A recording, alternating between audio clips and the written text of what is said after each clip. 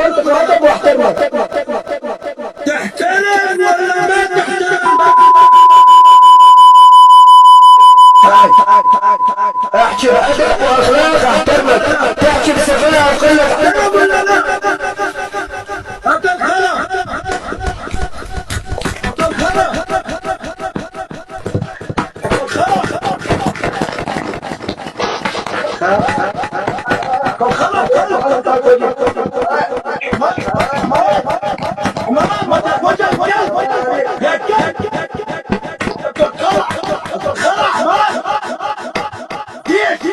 ايوان